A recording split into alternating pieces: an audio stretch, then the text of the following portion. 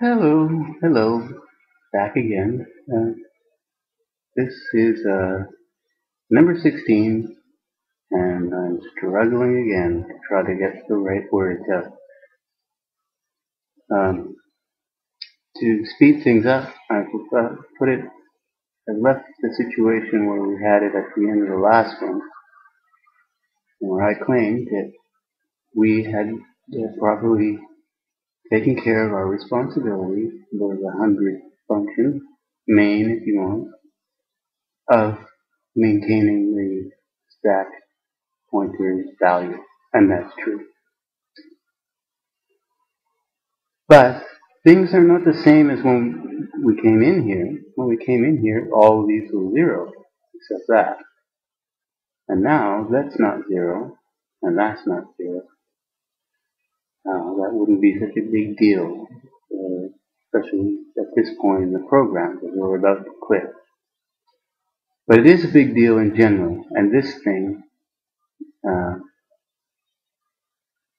if our function changed this value and didn't fix it before leaving, then we would have done something drastically wrong.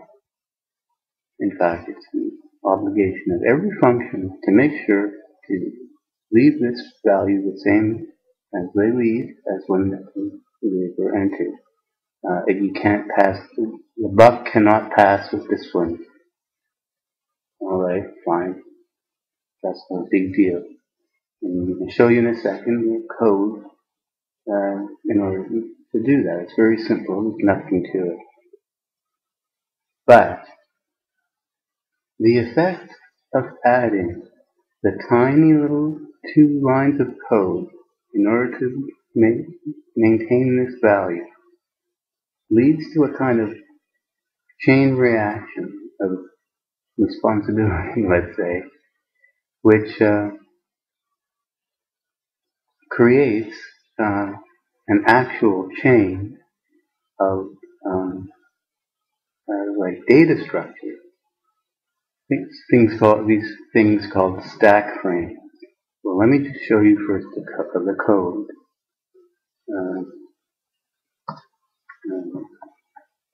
200. Okay, so this is where the problem occurs.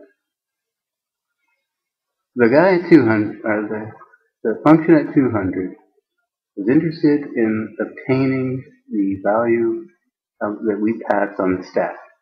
In order to do so, it modified BP. And then it got the value and quit or return.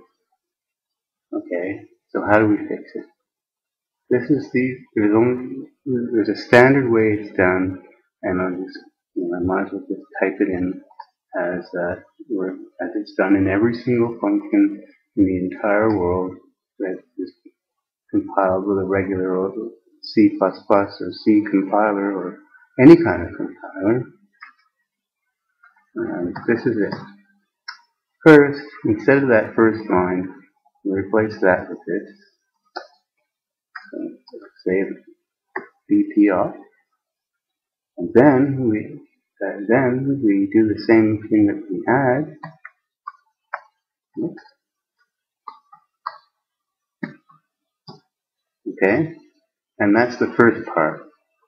These 2 lines, you'll notice it's only a few bytes.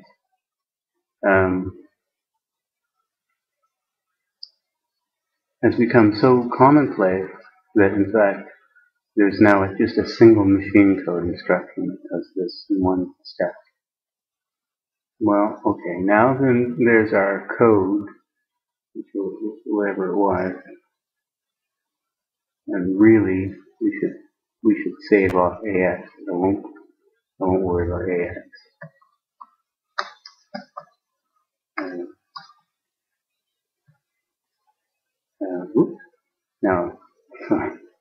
Now you got to realize that I did an extra push here. So BP SP at this point at the move is 1 less than it was before. So in fact, this 2 has to now become a 4. We got to shifted down to, okay, and now when we want to exit here, we have to undo what we've just done, forgetting about AX. Let's pretend we're an int function and that's our return value. So we're allowed to return a value. Now, in order to restore what we just did, we do this. We know, we're assuming, that every single function in the world will make sure that they don't ever touch this value, so they can use it for themselves, but by the time they come back to us, it won't be changed. So we can be certain at this point, at 206, that this has the same value as it had when we passed SP into it.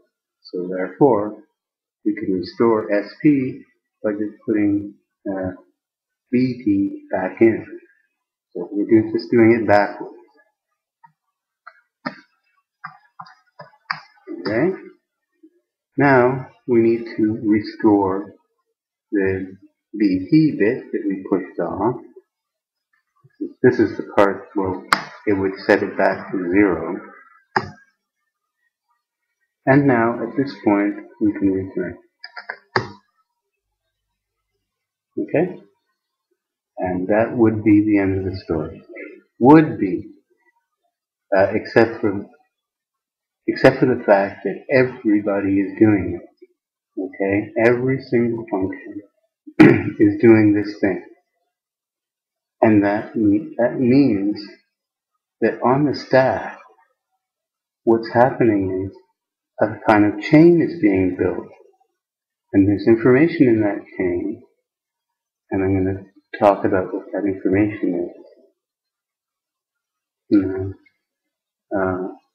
In order to do that, I need to somewhere to draw text. In there.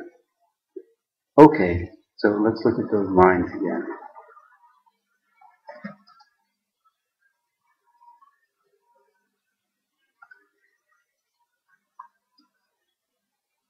Let's close. And then at the end, this.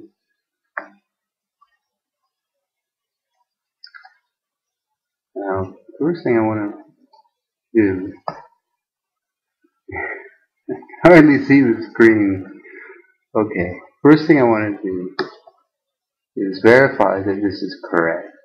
Okay, so just have a view of the stack here.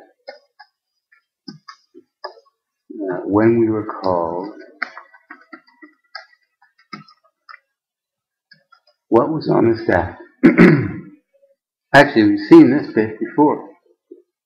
I had it in bars. There was a value here, and then the return address.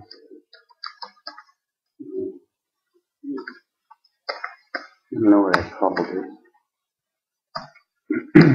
And the stack pointer that was pointing there, which is correct.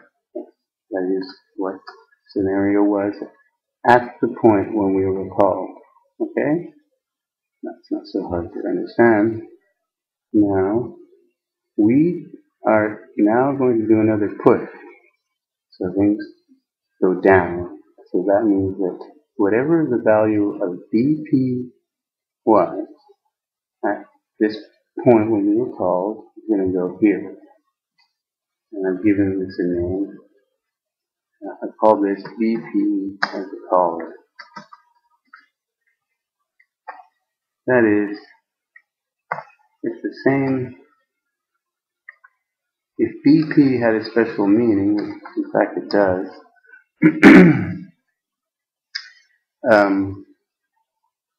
then what we've done is we've saved off the value of BP that the caller always expects it to be. And since we've done another push, stack pointer goes down here, and now the situation is like that. Therefore, it should be clear that if we add 4 to this, it's 2 bytes per thing, 16 bits. We can get the value, this value thing that we were interested in.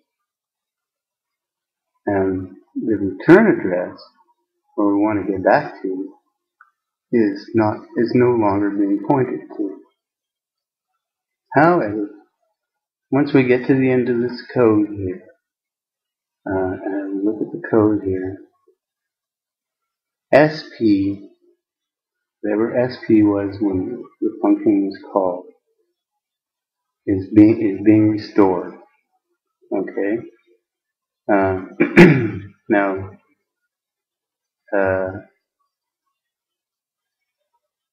now that SP,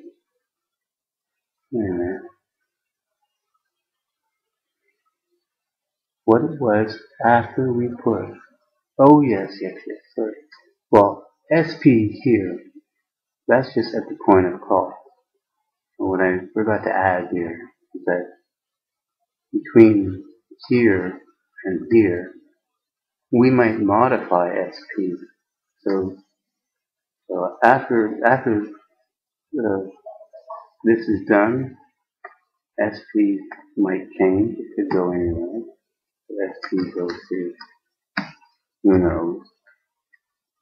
And what we would like to happen in the following code, SP equals unknown. We don't know. Maybe we played with it and did some things with SP, but we weren't worried about that because we already saved it off. See? We saved it off in BP. So by putting the value of BP, our BP, back into SP, we restore ourselves back to this situation. So this becomes true again.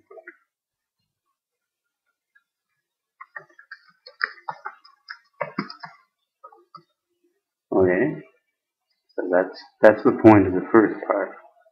Now,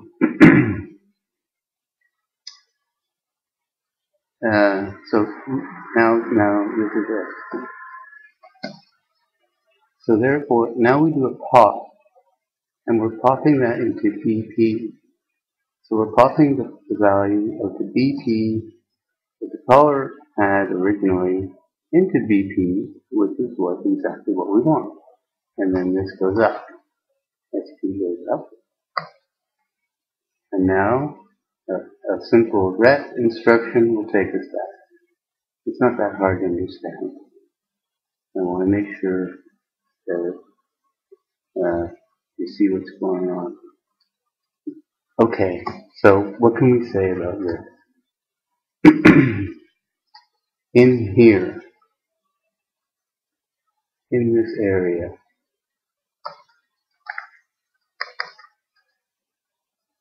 this value,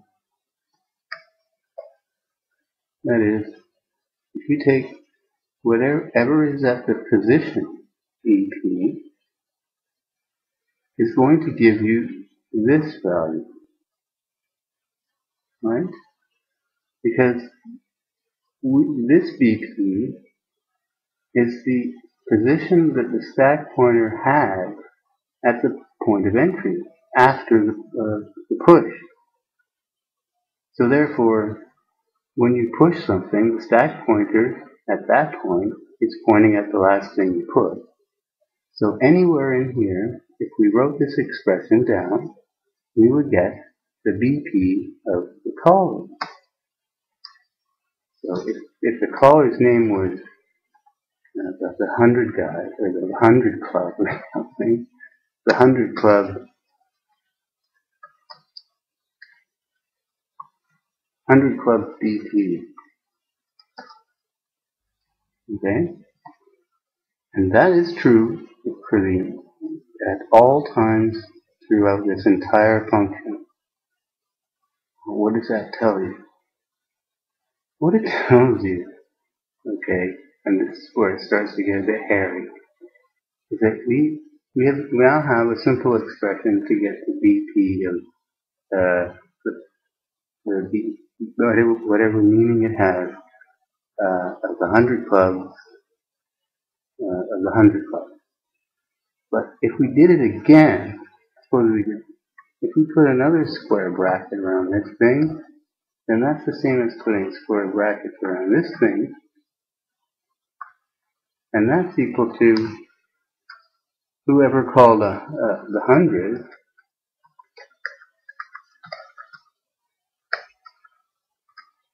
BP. See what I'm saying? It's a chain. Everybody's doing this. So as everyone's doing this, we're creating this chain. And if you keep dereferencing and dereferencing and dereferencing, you can find out information about everybody's stack. This process here is called setting up a stack frame.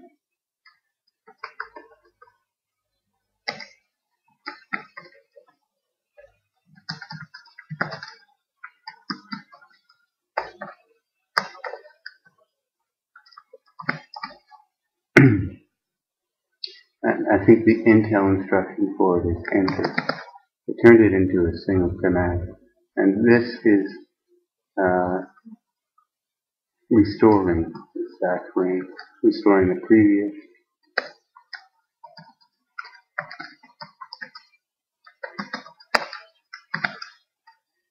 And I think the instruction for that is leave.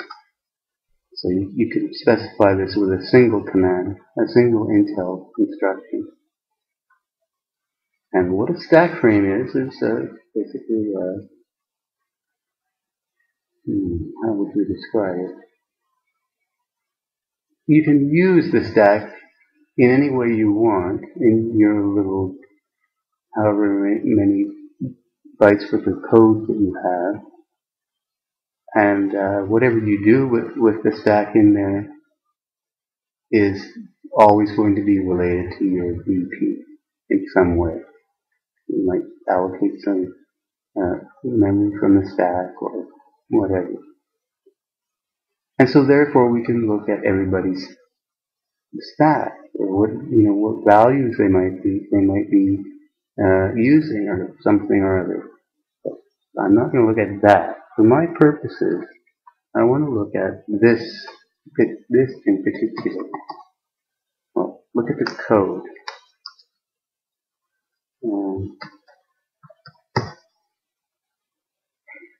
Okay. Here's the point where the call occurs. And it's always the same. Always the same symbol from 106 to 1 E. It's always the same. It's E8 followed by a number. And here is a call. Some point of call. I call it address 0. Point of call. There's going to be an E8 followed by 4 numbers. And if it's a 32-bit machine, there will be 8 numbers. It's that easy. And these calls are relative jumps. I mean, they correspond to a relative jump. This address, which is where we resume from, okay, we actually know that's here on our stack. Given our BP, we can get it by adding 2. So what we have here is following. It turns out, in fact, I'll go and add it up for you. Here, this says to call F7 from 106. That means add this to this plus 3. I'll explain the 3 in a minute. So let's add it up. 106 plus F7 is 1, 1, F, and 6, and 1, F, yeah, and 6 and 7 is 13, right? And here's that B.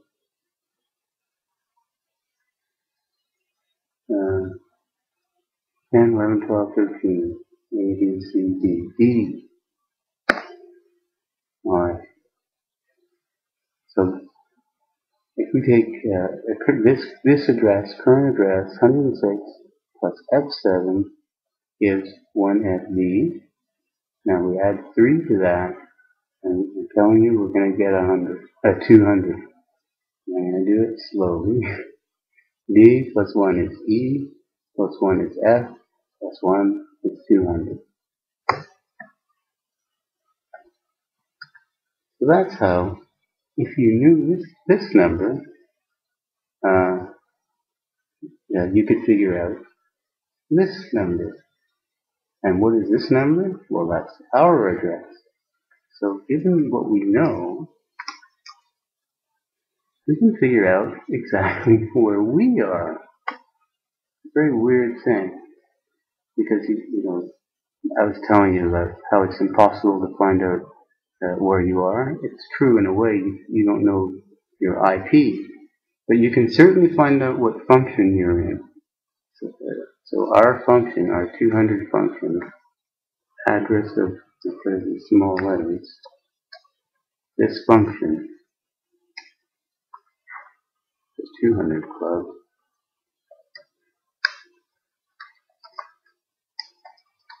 is equal to what? Well, so look at this thing here. We have what we want is return address, which is this address. Okay, first. That's not our address, but we have that.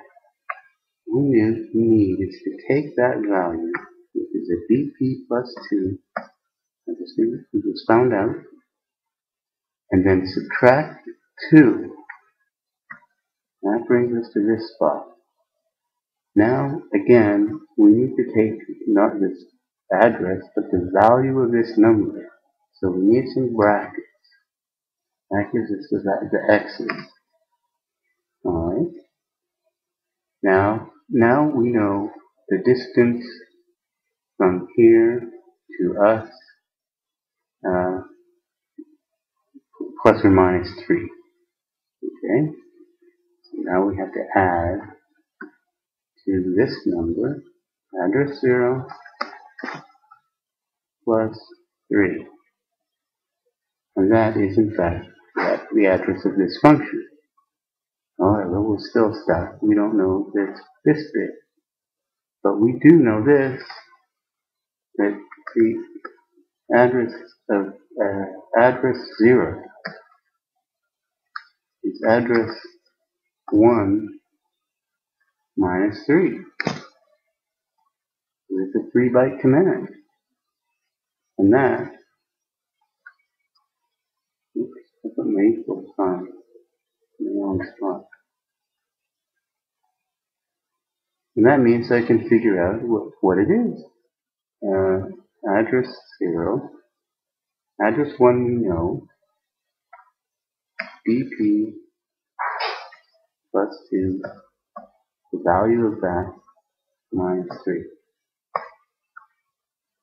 So if I substitute that in here, the 3's cancel, and the address of us, and just copy the text,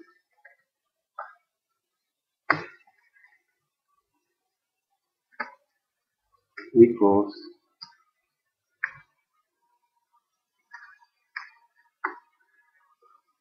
I'll copy this too. Save time. Okay. That plus 3 plus BP plus this part.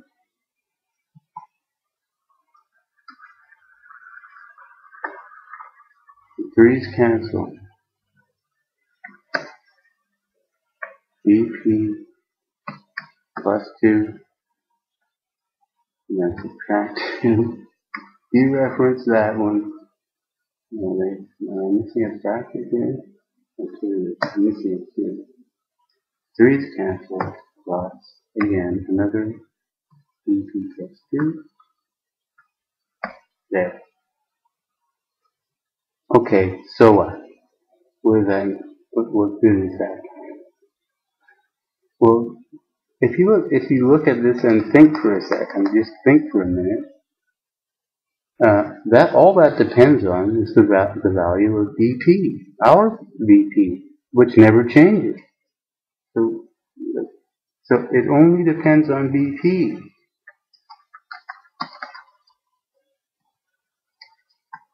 And it's the address of our function. If I decide I want to know what function issued the call that got us here, all I do is put brackets around it to get his BP. And if I continue that process on and on and on, I can get the entire chain of functions that led up to the function where I am. And that whole thing enables us to find out what they call the call stack.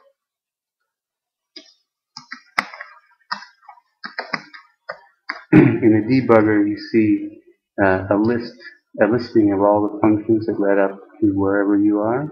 That's how the debugger works out how you got there. It follows these stack frames. It follows along through BP using this calculation to get the previous functions until it hits one that isn't using the rule. And that usually means that it's hit the operating system that doesn't have to use this convention. So you see, a simple little thing about making sure that BP doesn't change leads to something that you wouldn't have expected. It leads to a whole chain of a kind of chain reaction and, you know, a kind of interesting idea about a stack frame. Now, I've probably used too much time. I know I have. I always do.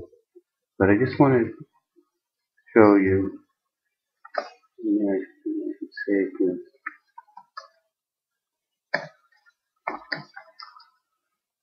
One thing. I actually went into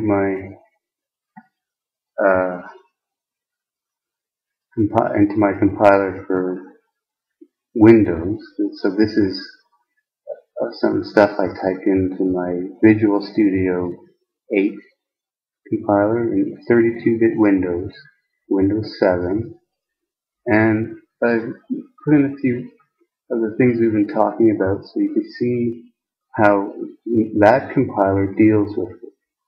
Here's the stuff I was showing you, see. E just means extended. These are 32-bit registers instead of 16. So you can ignore the E. But the rest is the same, see? Push EBP, move push BP, move BPSP. He's got to push at ECX for some reason. Push 3, because he's calling foo here, foo of foo. Call foo. Here's the E8 I told you about. And I work this out with a calculator, and it adds up, comes out to this. Here he is restoring the stack. Why? He has 2 pushes. Well, actually, I don't know what this CX push is. Maybe that's something else. Like to do with the fact that it's under the debug mode. But this adding of 4 here is like when we add 2, except that in the 32-bit world, a push of an int is 4 bytes. Okay, now foo here is returning an int as usual. You're only allowed to return ints And here it is, placing EAX, surprise, surprise, to the whatever, to the position where J is.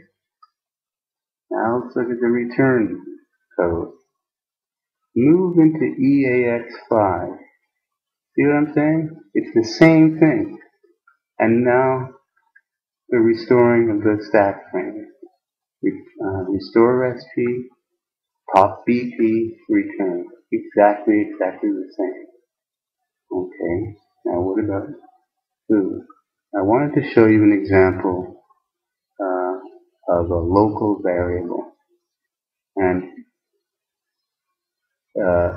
here, food has a great big array of cards. And in, well, I gave it the same name. Anyway, I was more interested in making something big. Now, let's see how it handles that. Now, it turns out this call here didn't go directly to food. It went to just a jump instruction. It jumped. But that doesn't matter because the jump doesn't alter the stack or anything. For some reason, or rather, this compiler doesn't call functions directly. It sets up a big table of addresses and calls the table instead. Now, look familiar? Push BP, move BPSP. Now, this is the part that I wanted you to see. Subtract from SP. This is where SP changes sometimes.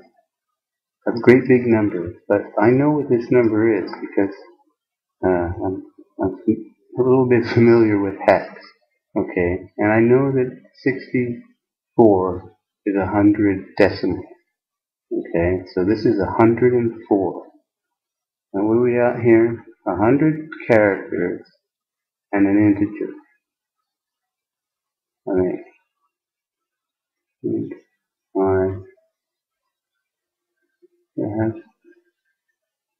Do I have an int? Where's the code? No, it should be. I don't declare any more numbers. So why is it subtracting? This is 104, I can tell you that much.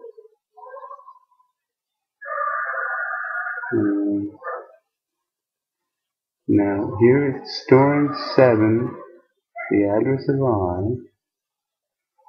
and here, anyway, for some reason or another, it's allocating an extra int. Why? But it doesn't matter really. You know, if it could subtract 1,000,000 from this ESP, it doesn't matter because in the end it gets replaced. It's put back. This is actually a memory allocation, and it's at least big enough for our character array. Okay, so that's adding 100 bytes, 104 bytes worth of memory. It's reserved for us. Nobody else can touch it because that's where the stack's pointing past it. In order to access it, instead of adding to BP to get things passed in, you subtract. So in order to get car of 10, I have to subtract this great big number here. And then I'm storing in the character 1. At the end, you see the familiar instructions. AX gets set to the return value, and it returns. So you see, all of these things I've been talking about are the same today, just as they were back in 1986 or whatever. And if it was true then, it's true today. And so learning about the way things were back then is not a waste of time. You're learning about the way things are right now. Anyway, so that's that. And that just means that I want to add one final check to our outline. And say that we're done section 1. And the next we've done part of this section. We scratched this out. We did the N16. It's not even listed, but we've done it.